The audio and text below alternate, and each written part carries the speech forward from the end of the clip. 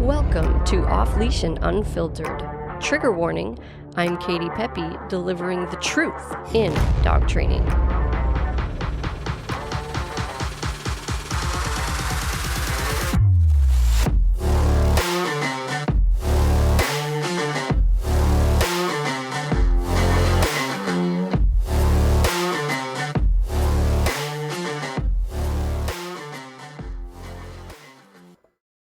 Hey everybody, this is your host, Katie Pepe. Before we jump in, I just wanted to take a quick second and remind you to hit the subscribe button because that helps us so much. We appreciate every subscribe and follow, and we have so much valuable information we want to share with you, so we don't want you to miss an episode. Without further ado, let's jump in. Hey guys, thanks for joining me today. Hope everybody's pumped this morning on this wonderful, what day is it? What day is this coming out? Monday, I think. Yeah, Monday. Great. Monday's a great day. If it's not, you should try to figure that out. Or at least figure out a way to make it a little bit better. We like Mondays around here. We like every day. Every day is the same around here.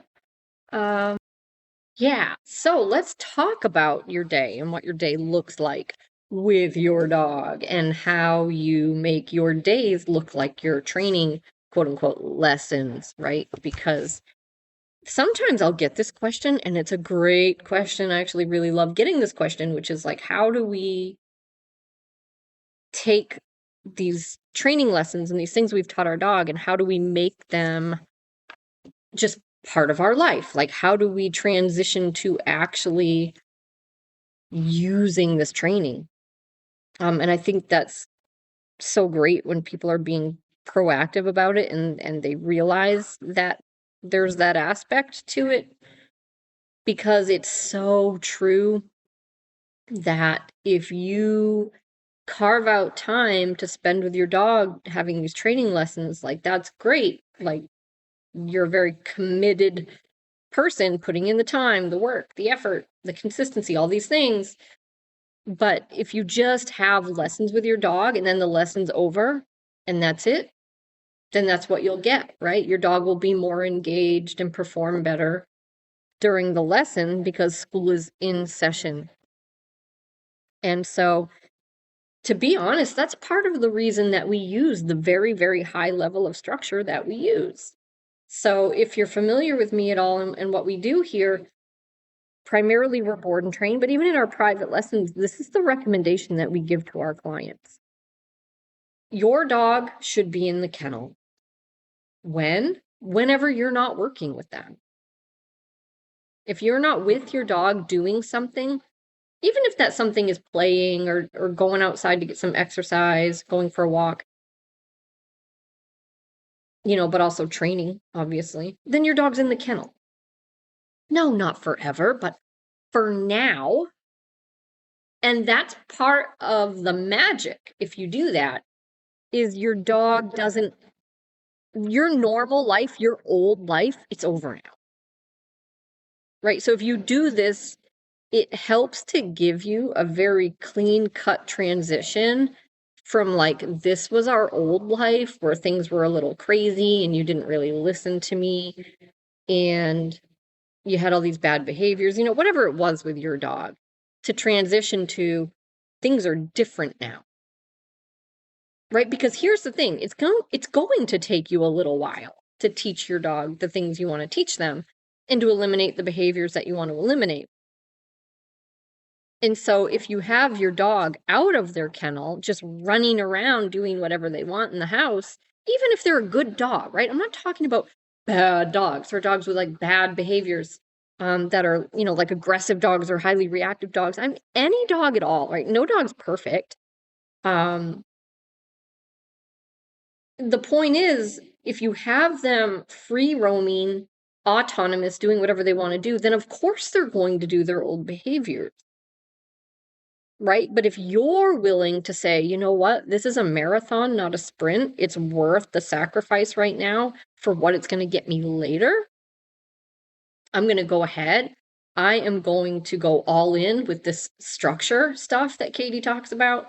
I'm going to put my dog in the kennel when we're not doing something together. And once they have a good place command, I can use the place command in lieu of the kennel sometimes. Okay, I'm going to do that because now if I do that, my dog can't run around and do their old stuff anymore, right? And so now I can take a week, 2 weeks, a month, 2 months, whatever you need to accomplish what you want to accomplish. Okay, and you spend that time taking your dog out of the kennel and teaching them. This is what we do. This is what we don't do. This is what we do. This is what we don't do. And of course, you can play with your dog. Of course, you can take them out, go for a walk, throw the frisbee around, whatever you want to do, but they're not running around doing their old stuff, right? If your dog doesn't come back when called, they're not off a leash. Put them on a long line. So whatever your problems were, you now are controlling that until your dog has a sufficient level of training, right? So you kind of operate your home like a board and train. That's the best way to do it. And so then when you start giving your dog some free time again, we recommend you don't just do that all at once, right? You don't go from this super high level of structure where your dog has like no freedom and no autonomy to going, okay, you're out now, right? Like you're out of prison. We're going to set you free. Because what do those folks do? They usually go and commit a crime right away. But anyway, neither here nor there. We're not going to get into it. You give your dog all that freedom, and then it's kind of, they're likely to regress, right? So we tell people small periods of freedom at first and just ease into it, right? It doesn't mean you need to spend years doing this, but you don't want to shut it off all at once. Like we're in this high level of structure for, 3 weeks, 4 weeks, whatever it is. And then one day you're just done with it. And now we're just going to jump back into our old life, because that's what will happen. You'll jump back into your old life and it'll be the old stuff again. It'll probably be easier to get it on track because you've done a lot of work with your dog. But, it's going to be sloppy, messy. Your dog's going to try to revert to all this old stuff. We recommend, hey, give your dog 10 minutes of free time, especially if they have behaviors in the house that they're sneaky about. Okay. So if you have a dog that goes and steals socks or goes and hides around the corner to go pee in the dining room or whatever it is, if you have a dog that likes to chew on the sofa, whatever their issues are that they're sneaky about, giving your dog that real short period of free time enables you to actually watch them. Right? Because nobody can watch their dog all day. I have an episode on that specific thing and how to stop your dog's sneaky behavior. So I'll link to that in the show notes later. I can't remember what episode number it is, but it's a good one. And you should go back and listen to that episode if your dog has any sneaky stuff that they do. And I know most of our dogs have something or other that when they know you're not looking, they're like, now's my chance. But giving your dog those short periods of free time actually enables you to watch your dog, right? So we all say we're watching, but we're not. We're doing other things. We're making dinner. We're busy. We're on a work call. We're watching the kids. We're multitasking. You're not watching your dog. So if you start with small periods of freedom, 10 minutes, 15 minutes, then you can really devote your time to watching your dog, right? And pretend you're distracted, but you're actually watching. So if your dog sneaks off to do that stuff, you can address it. You can give them a correction for that, and you can knock that stuff out. If you're not doing that, if you just go back to full freedom, you're going to be doing something else, and your dog's going to go do that old behavior, and guess what? They're going to get away with it. That's what's going to happen. And so then, even if you catch it sometimes, you're not going to knock that behavior out because it's inconsistent, and the pattern that we're presenting to the dog is inconsistent. And your corrections will also need to be much, much higher to be effective because you're inconsistent, right? So your dog's brain is going to keep searching for the pattern of like, when does this behavior get corrected and when does it not? And unless you provide a correction that makes it absolutely not worth the risk of testing, they're going to keep testing. Okay? So 10 minutes of free time so you can watch. Knock some of that stuff out. 20 minutes of free time, 30 minutes of free time. however long you're able to actually watch, right? And once you get to a place where you can have your dog free for an hour, 2 hours, and they're not doing any of that stuff, then maybe you really start to increase the free time, but don't rush it. To me, that's the way to do it, because it covers all of your bases. It doesn't leave any loose ends. It enables you to truly get to a place where you're getting what you want. You're able to live with your dog without managing them so much, and you're able to trust them more. If you do it any other way, you might not get to that place. And if you're okay with that, okay. But this is how we do it, and I feel it's highly, highly worth it. On the last episode, I talked about our dogs don't live that long. It's like, how long do you want to have to manage them? How long do you want to have to not trust them? How long do you want to have to keep their world smaller, lock them up, use the gate, keep them in the kennel, all these things? I'm not saying any of those things are bad, but people have to use them to varying degrees, right? Some people have dogs that just can't be in a room alone for 2 seconds.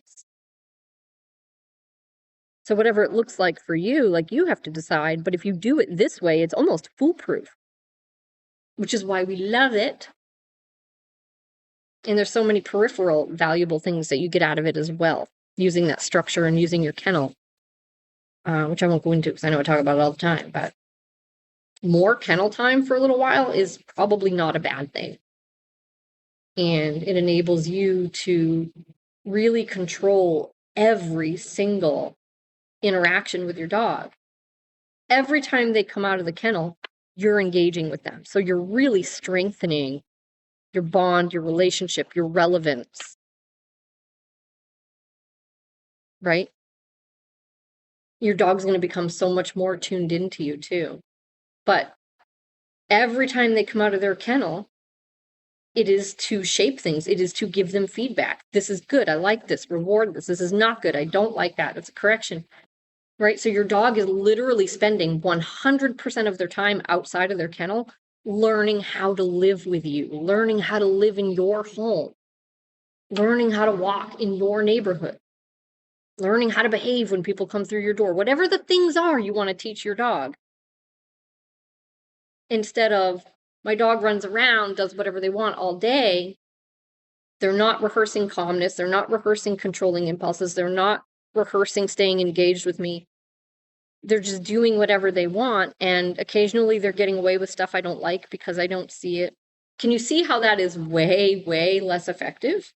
Way less effective, right? And we take 20 or 30 minutes and we go and we have a training lesson and the dog does great, but then I put the treats down or the e-collar down or both or whatever you're using, and we just go back to life, and it's the same old thing. My dog's kind of doing stuff and I'm not paying attention, and that's not effective, guys.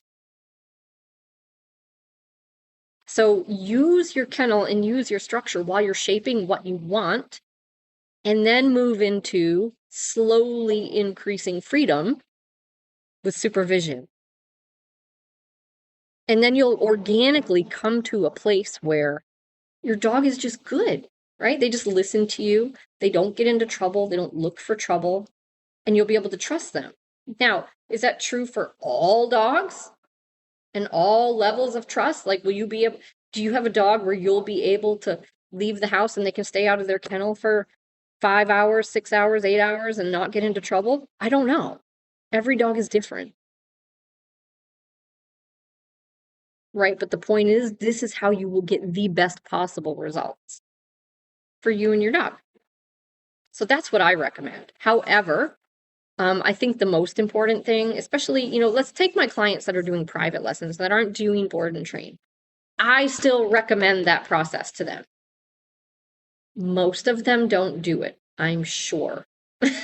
I'm sure. Especially the people that don't have the dogs with serious behavioral issues. Those people are a little more likely to be committed and all in and, do whatever we have to do to make progress, because the stakes are so much higher. But you have someone with a pretty run-of-the-mill dog, simple nuisance behaviors, nothing serious. Those people are a lot less likely to follow the recommendation, at least to a T. I think most people try, they do increase their structure, they do increase their kennel time. Maybe they use a kennel where they didn't even use one before. But very few people are using it the way we recommend to use it. Love the show? Well, I have great news. We are offering an inexpensive subscription to our new premium content. This is content that isn't available to the general public. We make it just for our subscribers. We're going to cover a variety of new topics in these episodes, and I think it's going to be a ton of fun. So you can jump right down into the show notes to get that website address, and then skip over there and sign up for this premium content. Just wanted to take a second to let you guys know about that. Thank you so much for your support. And now, on with the show. Which is what we just talked about, and really eliminating that freedom for a little while and then gradually reintroducing it after you've had some time to work with your dog.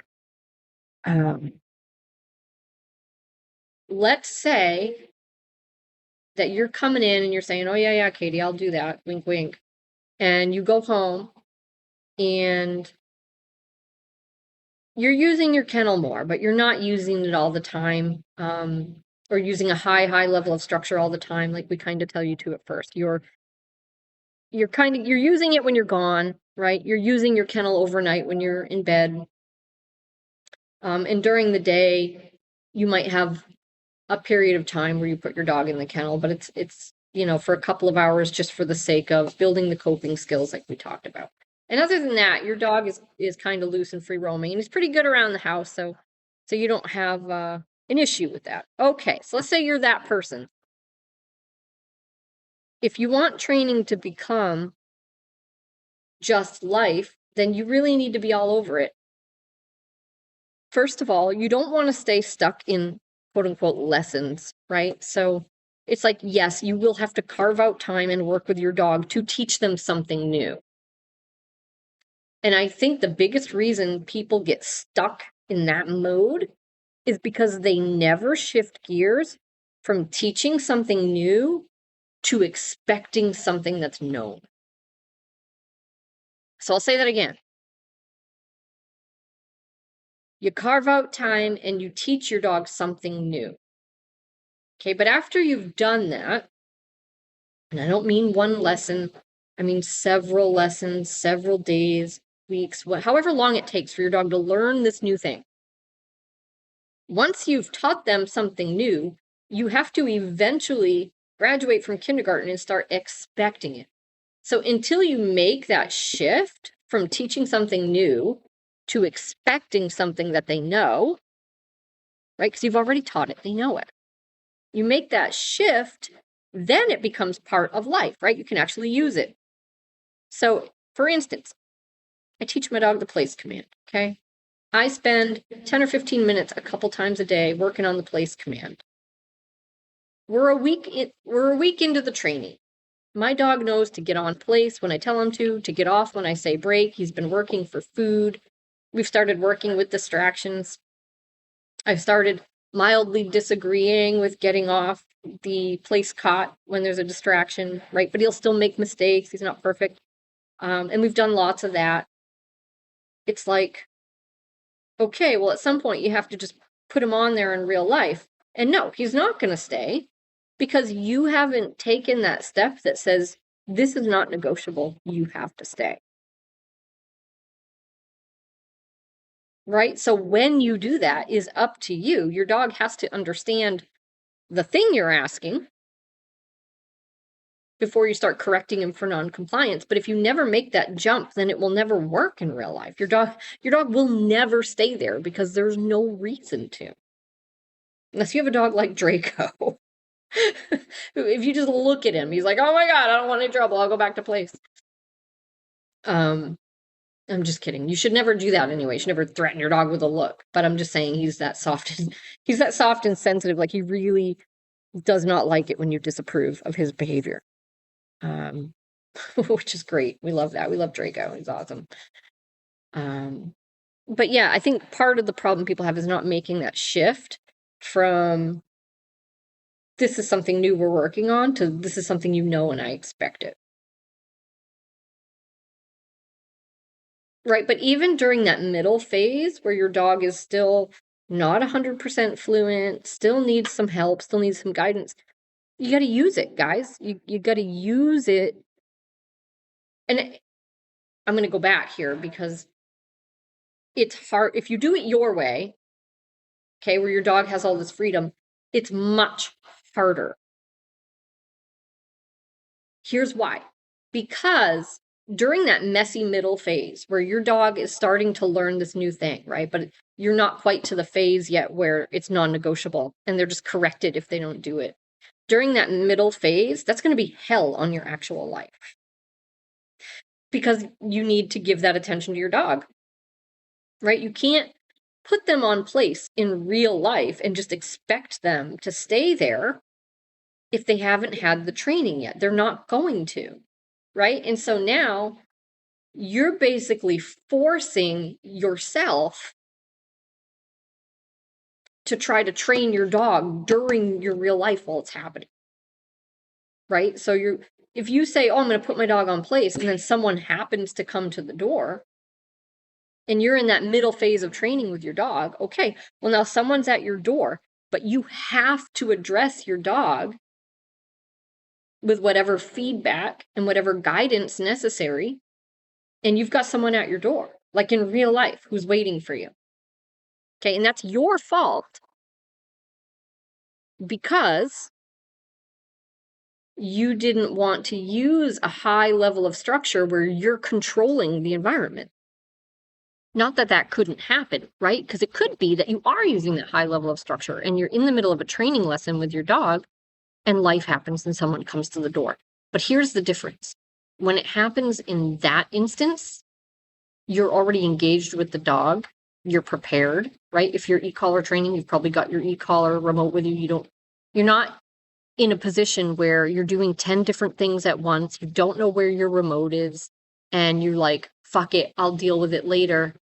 We'll look at it later. We'll do this later, right? Because that doesn't work, right? Your training is going to suffer.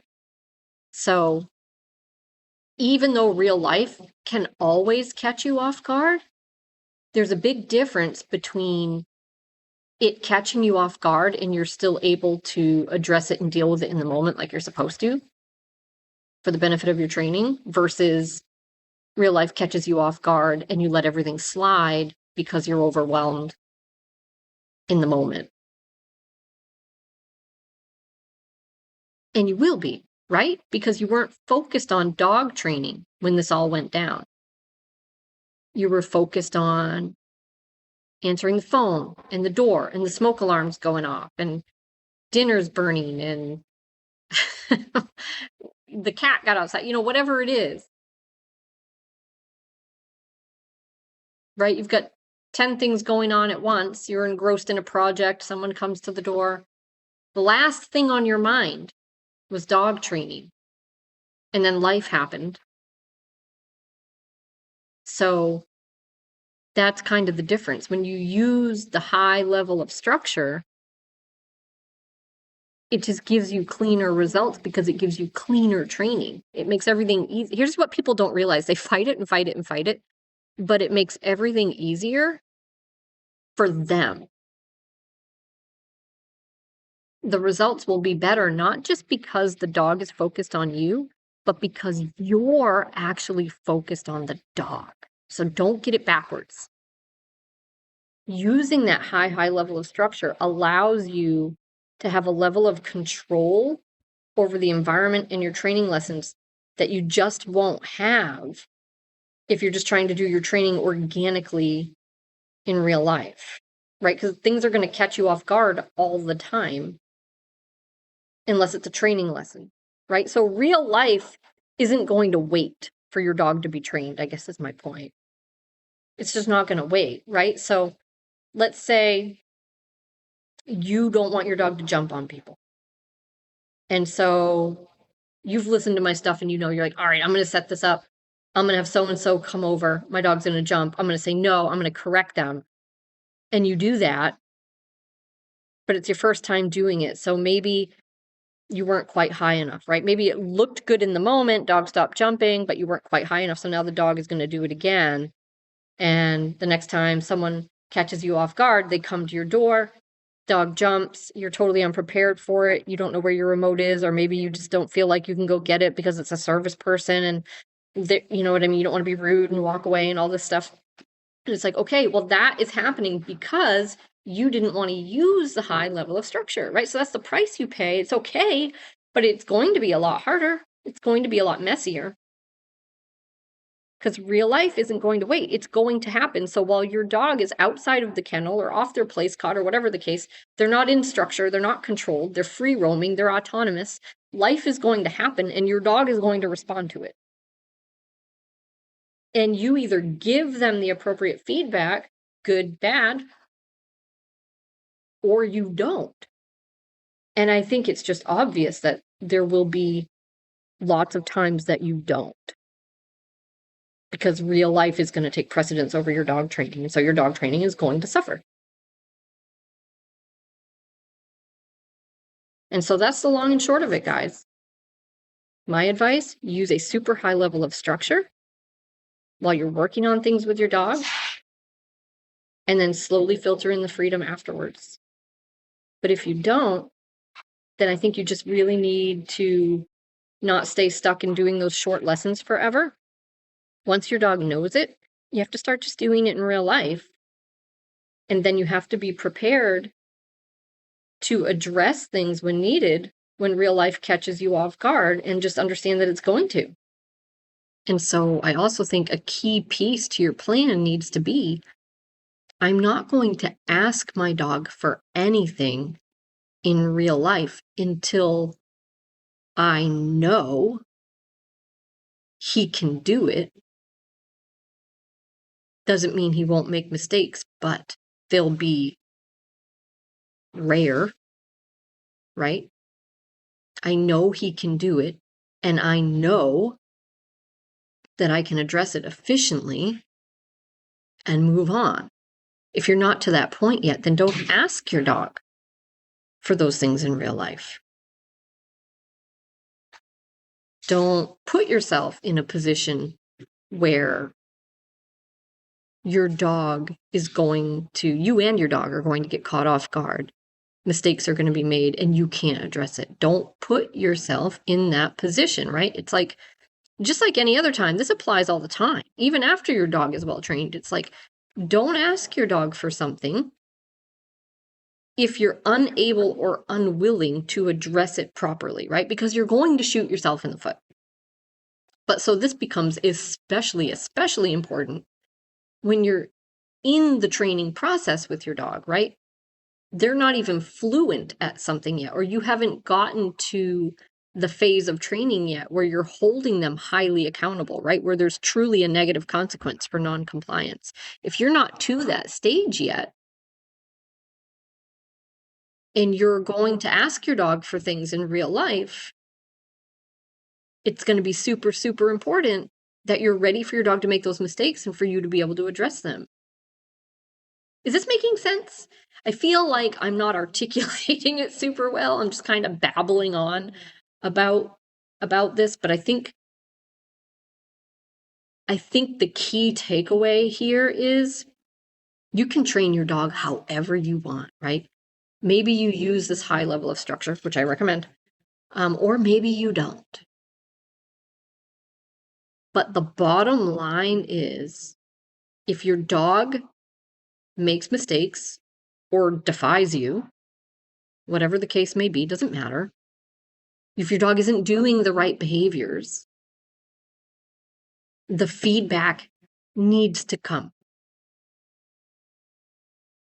So ultimately, you don't use the commands and the behaviors you've taught your dog in real life unless and until you know that will happen.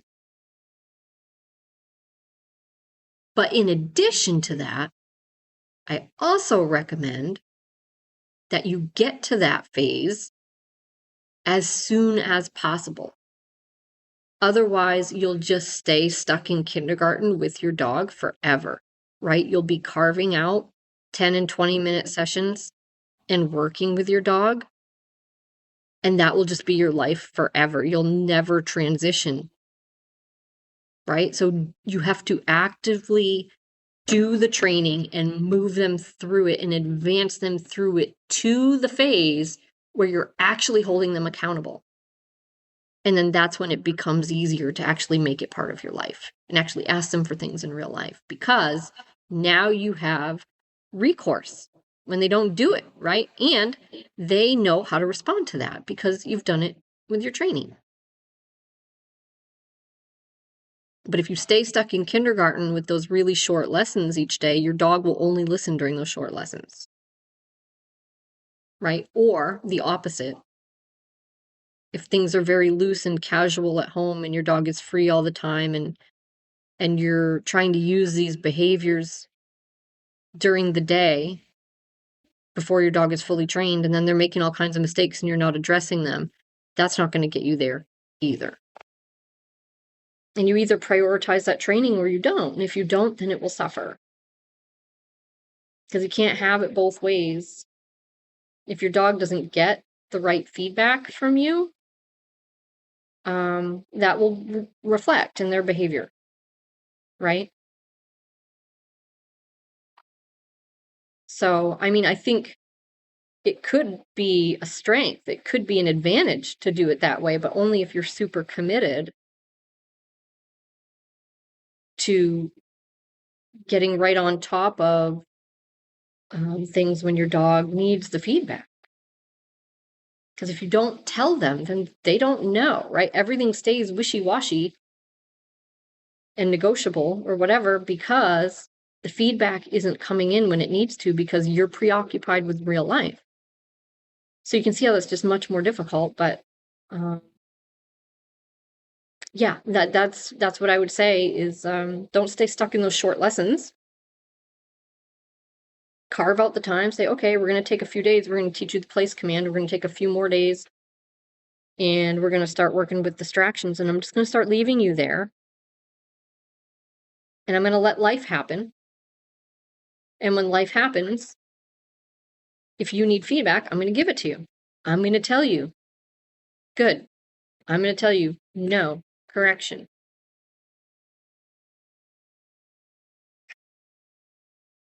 Otherwise, the dog just learns that there is no feedback or there are no corrections when real life is happening. So you never reach that goalpost. It just stays sloppy, right? Because it's sloppy training. So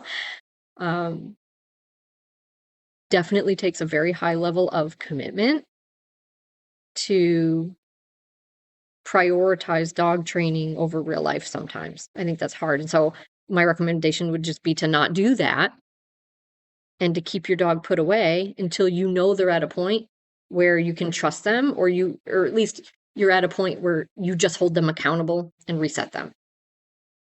Right? But when you're in this messy middle period where your dog needs a little bit of accountability, but they also need some guidance, that's going to be really hard to do during real life. So if it were me, guys, use your kennel. Hey guys, thanks for joining us today. I really hope you enjoyed the show.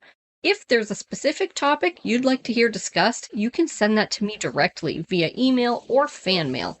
Just jump down into the show notes. That information will be there for you. I really look forward to hearing from you. Thanks for supporting the show, and I look forward to next time.